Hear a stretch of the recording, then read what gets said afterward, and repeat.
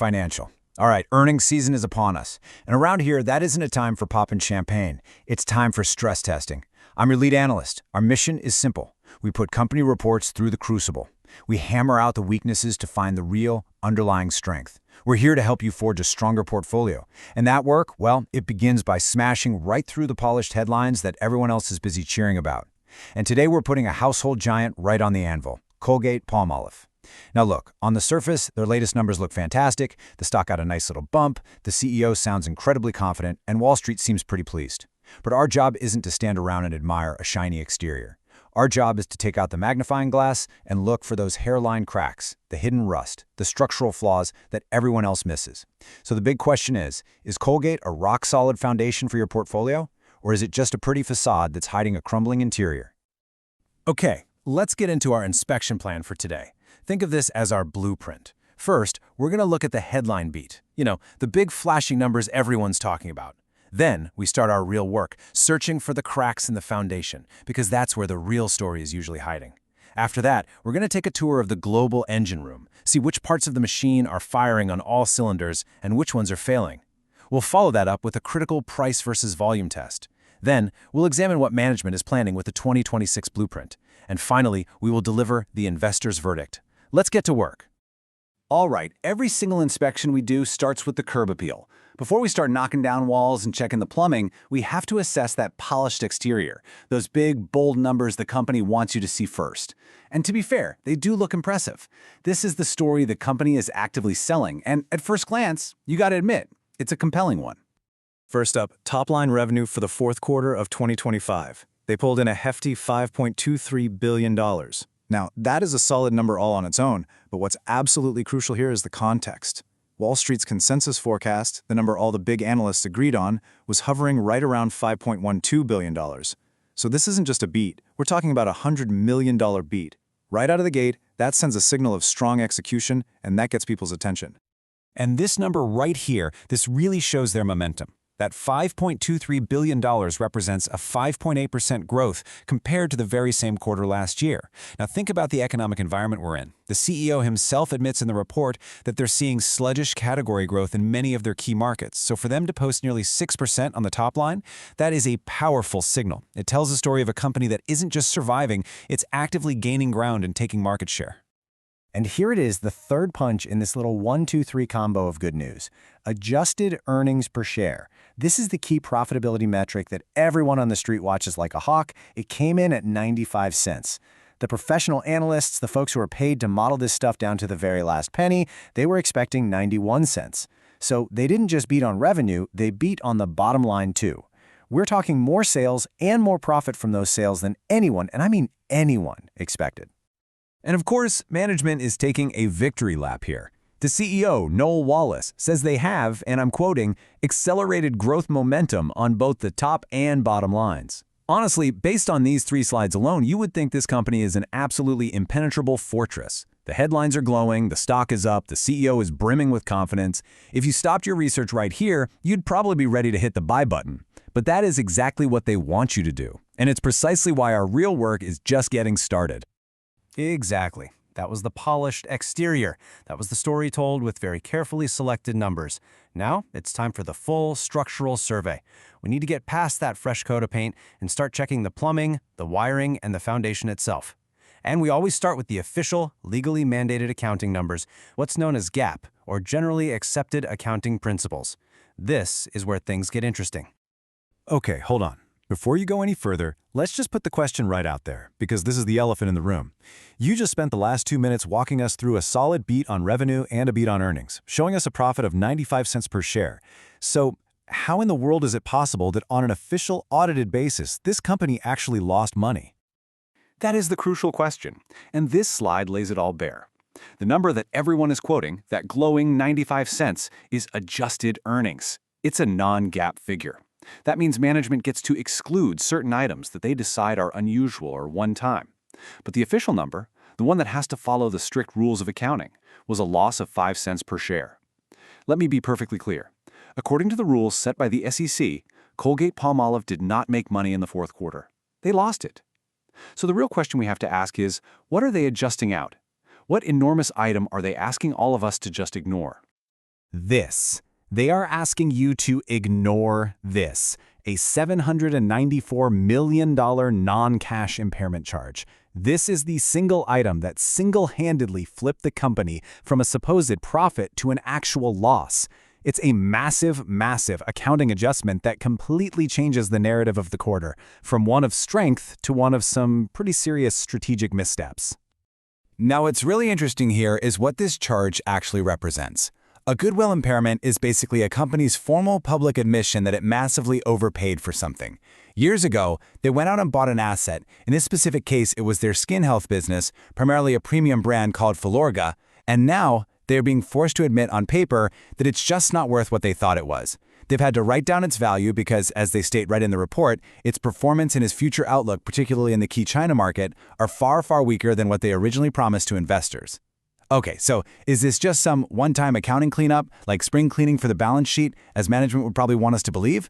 Or is this a massive red flag signaling a major strategic failure? I mean, they spent billions of dollars on these skincare brands to diversify away from just toothpaste, and now they're basically telling us it was a bad bet.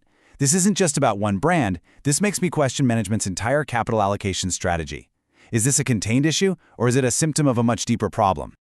To answer that question, we have to look beyond the corporate-level accounting games and actually inspect the company's global engine room. We need to pop the hood and see which divisions are firing on all cylinders and generating real power, and which ones are sputtering and just dragging the entire machine down. This is where we're going to see if that weakness is isolated to just one bad acquisition or if the rot is starting to spread. All right, let's break this table down. This shows us the performance of their different geographical segments around the world, and the story here is crystal clear. All of the heavy lifting, and I mean all of it, is being done by the emerging markets. Just look at Latin America, up a staggering 12.8%, and Africa/Eurasia of an even more impressive 15%. These regions are the absolute powerhouse of the company right now. But then you look at the core developed markets. North America, their home turf, is down 1.5%, and Asia-Pacific, which we know was hurt by those issues in China, is basically flat. The company isn't a single uniform machine. It's a collection of parts all moving at very, very different speeds. And this bar chart, this really puts that story into sharp relief. On one side, you have these explosive growth engines of Africa/Eurasia and Latin America. They are pushing the entire company forward with what is essentially brute force. But on the other side, you've got this heavy anchor dragging on all that progress, North America, which is actually going in reverse. It's not just slow growth, it's a decline. Sales are shrinking in what should be one of their most important, most established, and most profitable markets. And that's a really serious structural concern. Look, emerging markets are great for growth stories, but they often come with lower margins and a heck of a lot more currency and political risk. North America is supposed to be the mature, high-margin cash cow market that funds everything else. Seeing weakness here, that's not something investors should just brush aside. It raises serious questions about their brand strength, about competition from private labels, and about the health of the consumer right on their home turf.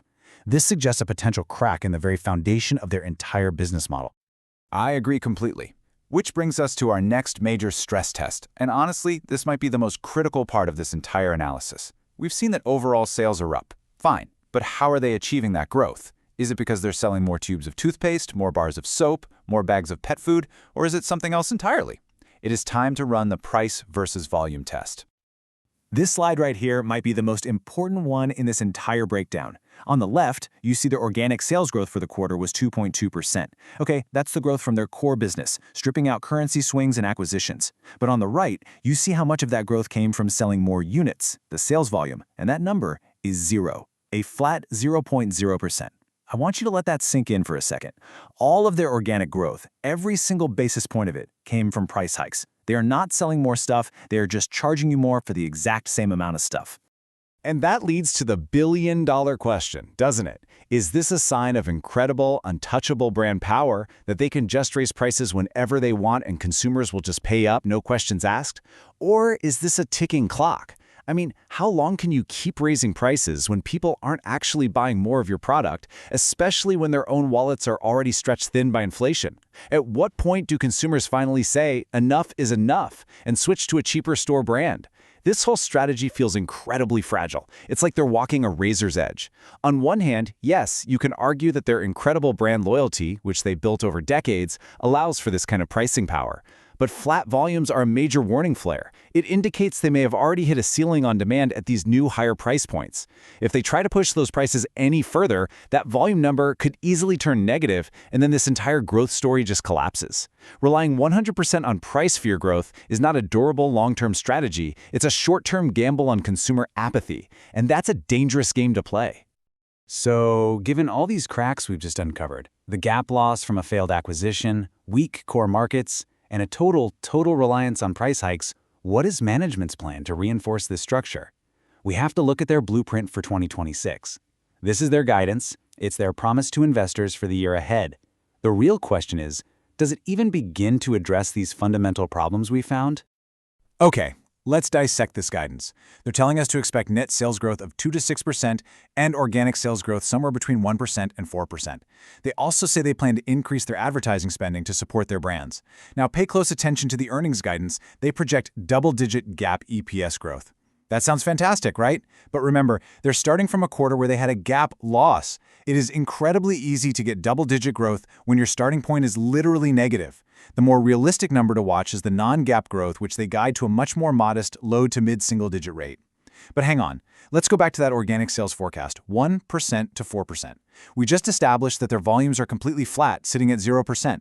Does a plan for 1% to 4% growth adequately address that fundamental problem? To me, it sounds like they're telegraphing another year where the entire strategy is to rely almost exclusively on price increases. This blueprint doesn't seem to fix the core structural issue we just identified. It actually seems to double down on it. The inspection is complete. We've looked at the polished exterior, we have found the cracks in the foundation, we've toured the global engine room, we've stress-tested the growth strategy, and we have examined the blueprint for the future. So now it is time for the final verdict from Iron Financial. Is this a buying opportunity, or is this an investor trap? Let's lay out the bull case first. Because look, the foundation is still formidable. This is a company with immense brand power and dominant global market share in its core categories. I mean, their toothpaste market share alone is a staggering 41.3%. They have powerful growth engines in emerging markets that are delivering double-digit sales increases. You could also argue that the big $794 million impairment charge is actually a good thing. It's a one-time event that cleans the slate, removes a struggling asset from the books, and it allows for that easy double-digit GAAP EPS growth they're forecasting for 2026. And their guidance, while it's not spectacular, is solid and predictable for a blue-chip staple. But the bear case, the one that highlights all the cracks we've uncovered, is just as compelling, if not more so. That flat to negative sales volume is a massive red flag that you simply cannot ignore. The entire growth story is now dependent on price hikes, a strategy that is inherently risky and might be reaching its absolute limit. Their core high-margin markets like North America and key regions like Asia are weak and are showing clear signs of decline. And that impairment charge isn't just a boring accounting entry, it is a public admission of a multi-billion-dollar strategic failure in their skin health acquisitions. It proves that their big attempts to find new avenues for growth have stumbled and stumbled badly. So, the crucial point we land on is this. What you believe about Colgate-Palmolive depends entirely on how you interpret these facts. Do you see a stable, blue-chip giant that is simply clearing out some old problems from a past mistake and is now poised for steady, predictable returns? Or do you see a company whose foundation is showing the first dangerous signs of structural weakness, papering over a very serious volume problem with price hikes that simply cannot last forever? That is the question you have to answer for your own portfolio. Here at Iron Financial, our mission isn't to give you the easy answer. It's to give you the tools and the analysis to ask the right, tough questions. Because building a stronger financial future starts with stress testing every single component. Thanks for joining us.